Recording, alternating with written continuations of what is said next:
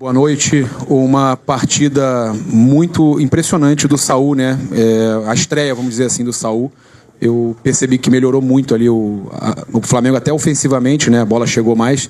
Queria que você falasse um pouquinho sobre essa partida do Saul e aproveitasse também e explicasse o porquê que o Matias ele vinha bem numa recuperação e não está sendo relacionado. Obrigado. Boa noite a todos. Primeiro do Saul. Vocês estão me ouvindo, então, né? Sim. Ok. O Saul fez um grande jogo, excelente jogo. Temos que lembrar que o Saul, quando pisa aqui no Flamengo, ele estava treinando, não estava treinando com nenhuma equipe, estava treinando separado e vinha de férias, né? Então o Saul até pegar a forma física dele. Tentei em alguns jogos dar minutos para ele tentar recuperar o mais rápido possível, que muitos jogadores, e ele é um jogador que se lesiona pouco, pegam essa forma física mais rápido jogando, e principalmente essa função do volante, que para mim na minha equipe é tão importante, é o coração do time. Então ela exige um pouco mais de conteúdo tático, treinos, vídeos e conceitos tanto ofensivo como defensivo. Então não é simples ele chegar e jogar, e hoje eu senti que ele estava preparado e fez um grande jogo, como toda a equipe, né? Elevou bastante o nível da equipe.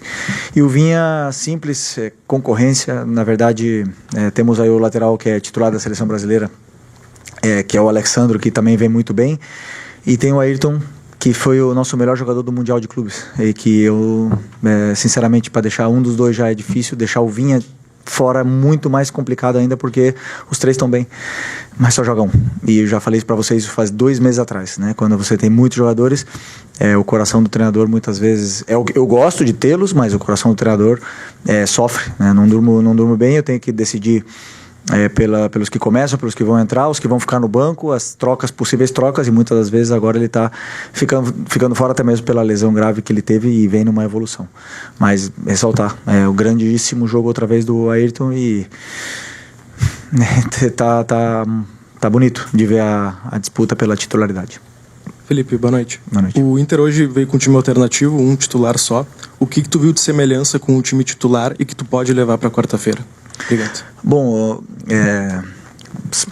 tínhamos algumas informações aí que saíram na imprensa de que o Roger poderia optar por não colocar os principais jogadores, mas, se eu não me engano, 5 ou 6 desses jogadores que jogaram hoje foram titulares durante algum momento dessa temporada. São grandes jogadores, uma grande equipe. O ataque é um ataque muito perigoso, na qual nos criou muita dificuldade para poder defendê-los, né? Borré, eu joguei com ele, sei a qualidade que ele tem, um grande jogador. O Valência, um cara que já fez gol contra nós ano passado, muito difícil. O próprio Vitinho, é um jogador muito imponente num contra um, criou chances até de perigo.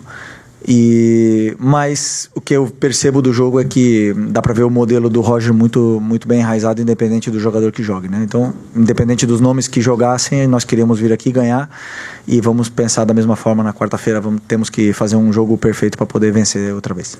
Felipe, boa noite. Boa noite. O que foi possível estudar do primeiro jogo na Copa Libertadores para agora, e principalmente para o jogo da volta aqui no Beira-Rio na quarta-feira, e como o Flamengo chega depois de 2 vitórias e principalmente depois de uma vitória como essa, jogando em Porto Alegre? Bom, sempre todos os jogos, né, nos oferecem. Eu sempre falo que é um guia, né? O jogo é um guia, ele guia pelo caminho que você tem que primeiro melhorar a sua equipe, corrigir os erros. O primeiro jogo nosso da Libertadores nos deu essa guia do que estava acontecendo no campo, e que não conseguíamos gerar vantagens em alguns momentos.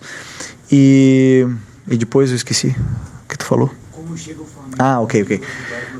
Isso. E sempre é importante para mim vencer. O futebol é um estado de ânimo, é confiança, e o jogo da quarta-feira, na verdade, na minha visão, começa hoje, né? Você tem que sempre tentar ganhar, não cometer erros, para você chegar sempre com confiança, para poder dominar a bola, para você conseguir dar o passe com a força certa. Você tem que estar sempre bem, independente do jogo que venha pela frente. Então, hoje era o jogo de hoje, e a partir de amanhã vamos começar a pensar no jogo de amanhã, de quarta-feira. Boa noite, Felipe, aqui. Cidão Marina Litoral News. O Flamengo vai para o terceiro jogo contra o Inter e você vai ter um tempo quase que 24 horas com os jogadores aqui em Porto Alegre e permanece. Queria te perguntar como você vai trabalhar com os jogadores, porque já foram 2 duelos, 2 vitórias, só que quarta-feira é um grande jogo, né? Você tinha dito que o da quarta passada era o mais importante, agora é esse o mais importante da temporada. Como vai ser esse trabalho com os jogadores e também a nível de escalação? Porque o De La Cruz voltou hoje, né? Você tem o Saúl também presente dentro do meio de campo. O que o jogo de hoje te mostrou e como você vai trabalhar com os jogadores para manter esse nível e buscar a terceira vitória contra o Internacional? Obrigado. Bom, primeiro que vai ser um jogo completamente diferente do que foram os outros dois, né? Como você falou, são poucos dias até lá, mas na verdade dá para fazer ajustes em função do que aconteceram nesses jogos. Eu vou fazer e com certeza o Roger também. E vai ser um jogo completamente diferente, como você falou até então, o jogo mais importante do ano até agora. E temos que fazer um jogo perfeito para poder passar, porque não é fácil jogar aqui e ganhar aqui dentro. Ô Felipe, essa situação que o Flamengo está passando agora, né, de enfrentar o Inter numa sequência, como jogador já deve ter acontecido contigo, e esse resultado de 3-1, você acredita que ajuda em quê para quarta-feira? O aspecto psicológico? A confiança aumenta? Você acha que essa vitória ela dá um embasamento psicológico maior para a quarta? Não, eu penso que reforça a ideia perante ao grupo, reforça a força que tem esse grupo, esse elenco, né, que aonde vai jogar, contra quem for, sempre pode competir da mesma forma, independente dos jogadores que joguem. E isso para mim é o que faz um elenco forte poder competir por essa competição tão difícil que é a Libertadores, né? E também talvez a mais competitiva de todas, que seja o Campeonato Brasileiro. Mas como eu falei, nos dá uma confiança para esse jogo de quarta-feira, mas o jogo de quarta-feira é outra história. A partir de amanhã nós começaremos a falar do jogo de quarta-feira, vai estar outro ambiente no estádio, vai estar outro ambiente no gramado, é outra bola, muda absolutamente tudo e nós vamos ter que fazer um jogo, como repito outra vez, praticamente perfeito para poder vencer aqui dentro. Boa noite, Felipe. Boa noite. Eu queria saber quais os fatores negativos, os pontos negativos que tu conseguiu explorar do time do Inter para uma vitória, uma consolidação dessa vitória tão cedo do time do Flamengo, e como é que tu pode explorar esses fatores, né, de vitória, consolidação de vitória tão cedo para o jogo da quarta-feira? Bom, sinceramente não abriria aqui nenhum plano, né, que exploramos, mas dizer simplesmente que fomos determinantes na área do Inter, né? Chegamos ali no começo do jogo, o Pedro num dia inspirado e fez a diferença. O Pedro, quando a bola chega dentro da área, é um jogador diferente, então eu tentei deixar ele muito mais perto do que fosse essa última linha do Inter, e a partir do momento que ele está perto da área, ele tem chances, ele é um jogador totalmente determinante e diferente, e acredito que foi isso que marcou a diferença no jogo. E depois, no segundo tempo, conseguimos manter o nível e praticamente fechar, né, com o terceiro gol. Felipe, aqui no fundo, Marcelo Salzano, Rádio Guaíba. Você espera o Internacional já fazendo uma pressão muito grande desde o início, ou por fazer 1-0 pode administrar ali depois para sair, tentar fazer o gol? E também, mais uma, por gentileza, você pretende fazer alguma marcação especial em algum jogador do Internacional, especialmente no Alan Patrick, que é um líder técnico da equipe do Inter? Desculpa, o primeiro, qual que foi? Tá. Não, mas desculpa, a tua pergunta é em referência de que nós vamos pressionar ou o Inter vem nos pressionar? Isso, o Inter. Mas o Inter tem que pressionar, né? Eles não tenho dúvida que eles vão tentar pressionar, porque é um perfil do treinador e da equipe do Inter, que sempre tenta ter a bola, roubar a bola do adversário. Por todos os jogos que eu vi, eles tentaram pressionar, e hoje mesmo eles tentaram pressionar muitas vezes e acabaram roubando a bola e até criando alguma jogada de perigo nessa sua pressão alta. Então, uma coisa que eles não abrem mão, independente se estão ganhando ou perdendo, e mais, com certeza, jogando na casa deles, eu espero que, com certeza, eles venham pressionar o Flamengo. O Alan Patrick. se eu fosse fazer uma marcação individual, não diria aqui, né? Mas é um jogador extraordinário. Um jogador muito, muito, muito grande, muito diferente. Prazer vê-lo jogar aqui e com certeza nós temos que estar muito atento a esse tipo de jogador que, quando a bola cai no pé, faz a diferença. Felipe, tudo bem? Bom, você não está revelando muitas coisas, né? Quando perguntado sobre estratégia, né? Mas você já falou que espera um jogo completamente diferente. Aliás, um Inter, né? Que foi para o Maracanã. Aliás, como a maioria dos times não se atiram contra o Flamengo no Maracanã, até porque, né, loucura, o time do Flamengo é um time muito agressivo. O Inter teve uma postura um pouco mais defensiva, principalmente no primeiro tempo. Hoje, com o time reserva, então você já espera um Inter diferente, pressionando, como você falou. Mas e o Flamengo? Que repertório o Flamengo ainda tem? Né? Vai pro terceiro jogo contra o Inter, agora num jogo fora de casa, com vantagem. O que o Flamengo também pode apresentar diferente? Ou o Flamengo não precisa fazer nada diferente, segue fazendo o que está fazendo para conseguir a classificação? Sempre existem ajustes. Muitas vezes os analistas conseguem ver, né, esses ajustes que fazemos nesse nosso plano de jogo. Em cada jogo é uma história diferente. Mas se você vê o modelo do Flamengo, é sempre o mesmo, independente do adversário que jogamos. É tentar pressionar, tentar ter a bola, propor jogo, controlar o jogo e finalizar o máximo número de vezes no gol do adversário. Esse é o nosso princípio, e aí a parte tática depois, os ajustes, eles serão detalhes pequenos que ajustaremos. Felipe, aqui, boa noite. Felipe, uma situação que talvez tenha passado um pouco despercebido, você não trouxe nem o João Vitor, nem o Matheus Gonçalves para passar esses dias de treino aqui. Você teve uma conversa com o Pivete para liberá-los para treinar essa semana com o Sub-20, visando o jogo contra o Barcelona no sábado? E uma outra situação, se você pretende liberar o Wallace Yan para ir jogar no 20 nesse jogo tão difícil do Mundial de Clubes da categoria. Obrigado. Bom, falei com o João. O João, na verdade, o que está acontecendo com o João me deixa um pouco triste, né? Porque ele é o reserva imediato. Quando o Danilo estava machucado, ele é o reserva imediato do Léo Ortiz. E eu preciso dele. Eu precisava dele aqui nesse momento por se acontecesse alguma coisa. Como eu já falei para vocês, nós não temos jogos agora para colocar. Vou dar minutos para ele poder se desenvolver, porque na verdade jogamos a vida cada final de semana. E infelizmente ele não teve tantos minutos nem aqui nem no Sub-20 durante esse período, né? E agora com a volta do Danilo me permitiu deixar ele descer novamente para ele poder ter minutos, para ele poder continuar se desenvolvendo e jogar esse jogo da final do Mundial Sub-20. E se a gente puder reforçar, né, esse jogo tão importante para o clube, é importante que se fale disso. E o Matheus da mesma forma, eu sinto que ele precisa jogar, ele precisa continuar se desenvolvendo. Muitas vezes ficar aqui só treinando, não entrar, deixa ele triste, deixa ele cabisbaixo e ele acaba não se desenvolvendo. Então sempre eu acredito que quanto mais minutos o jogador joga, independente de onde for, em que jogo for, ele vai se desenvolver mais e mais. Então espero que eles possam fazer um grande jogo nesse jogo contra o Barcelona, que o Flamengo possa ganhar. E o Wallace não, o Wallace vai ficar aqui comigo. Felipe, tudo bem? Boa noite. Gabriel Orfa, canal Paparazzo Rubro Negro, revista Placar. Felipe, hoje, como a gente falou, especialmente na primeira pergunta, a entrada do Saul no meio de campo parece que deu um pouco mais de volume nesse meio de campo, que hoje você só tem um desfalque, que é o Eric. E, ao menos até o momento que o Eric voltar, que é ser o único jogador no DM, você acha que você talvez tenha encontrado o meio campo ideal do Flamengo, com o Jorginho, Saul e Arrascaeta? E como que você vê também só ter um jogador no DM? Obrigado. Bom, o jogo, o campo que vai me falar, né? Quem que vai ser titular, vai estar disponível.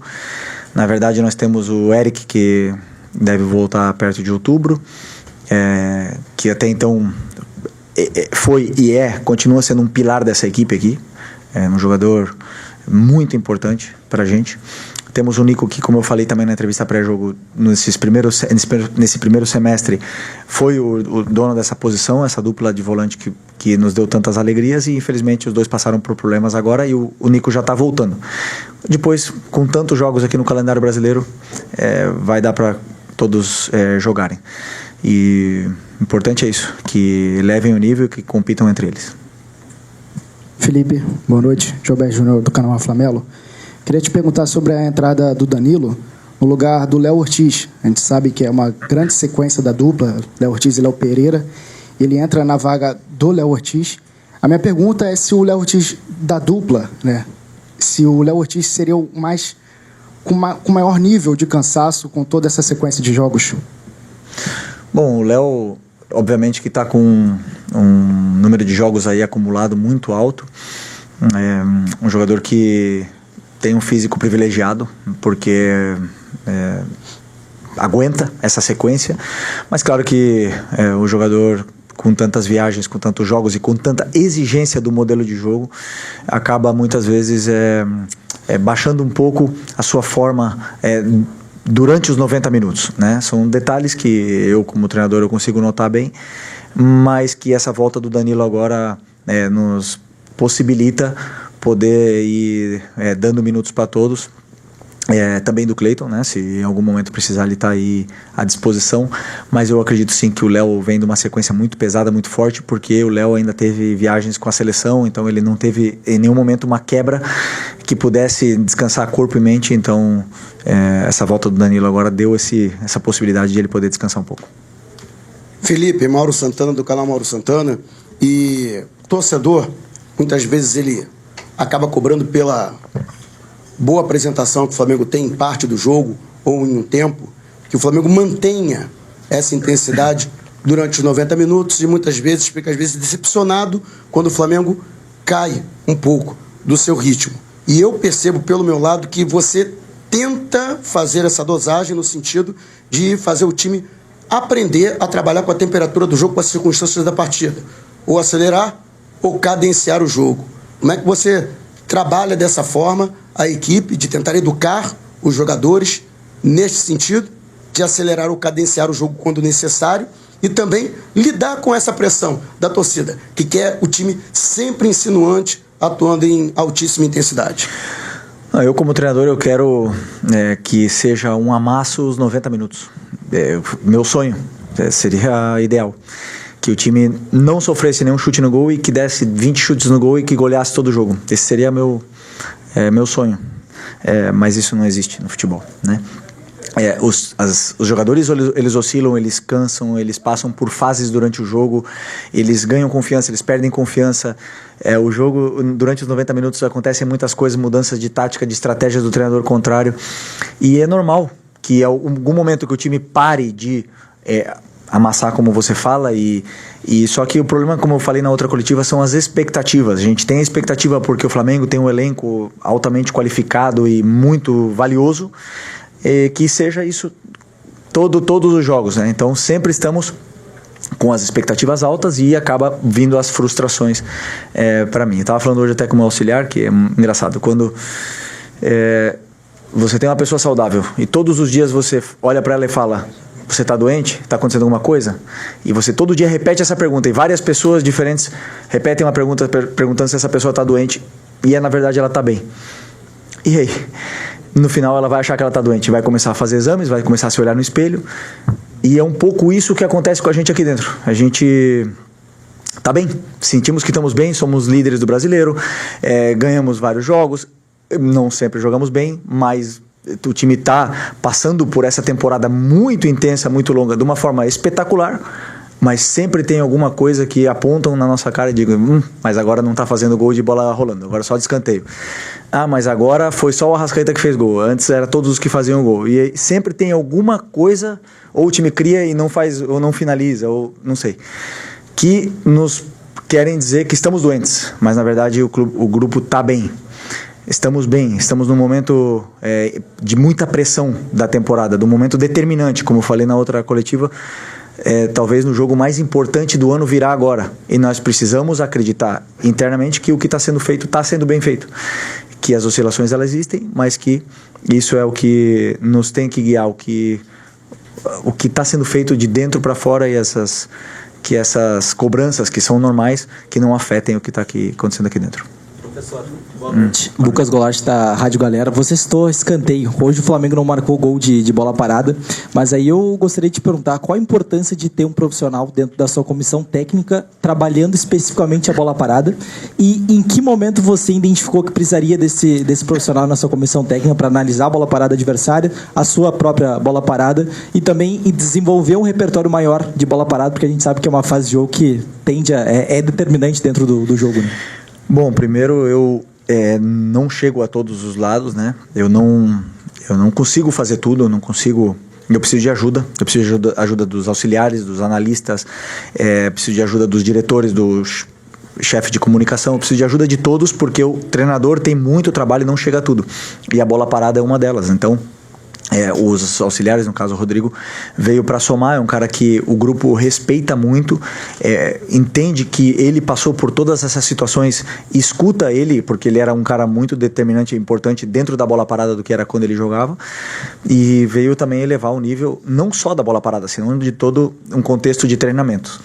E eu penso que cada auxiliar tem a sua função dentro da comissão e que eles ajudem o treinador da melhor forma possível para que tudo chegue da melhor forma para os jogadores. Felipe, professor, boa noite. Carlos Lacerda, Futebol e Resenha. Sobre uma questão que envolve agora o futebol em geral, né? Por exemplo, Inter e Flamengo, eles se enfrentam pela terceira vez em 8 dias. Veja bem, mas nem 10, né? Hoje, no lado do Internacional, você presenciou aí no Beira-Rio, uma pressão muito grande da torcida, em cima, inclusive, do próprio Roger, por ele ter escalado as reservas e até algum movimento aí já pedindo a saída do Roger. Mas você não acha que o futebol brasileiro, em especial o calendário brasileiro, ele é cruel com os clubes? Em especial clubes, por exemplo, que não têm um poder financeiro de Flamengo e Palmeiras. Você não acha que isso pode realmente daqui a pouco mudar? Não sei qual é o seu sentimento quanto a essa situação, porque na quarta-feira, como você mesmo disse, vai ser um outro clima, né? Mas até lá a pressão vai ficar aí em função desse calendário muito recheado que o futebol brasileiro tem. Eu já falei nas outras coletivas que, na minha visão, é um privilégio você ter um calendário recheado. Isso quer dizer que você está vivo nas competições, que você disputa todas elas, e é um privilégio. Mas, bem, podemos melhorar. Podemos melhorar esse calendário, fazer um calendário melhor para os próximos anos e diluir melhor esse número de jogos, esse número de viagens, que seja um pouco melhor. Tudo isso é melhorável. O que eu gosto são das pessoas que têm convicções do que fazem, que não... um exemplo que você falou agora, né? O Roger tomou uma decisão de poupar e... com convicção, e eu gosto desse tipo de pessoas, porque somente as pessoas com convicções que são capazes de melhorar o futebol brasileiro, que precisa melhorar em muitos aspectos, e cada um de nós que está participando tenta fazer a sua parte e é isso, continuaremos trabalhando para isso. Obrigado, Felipe. Valeu!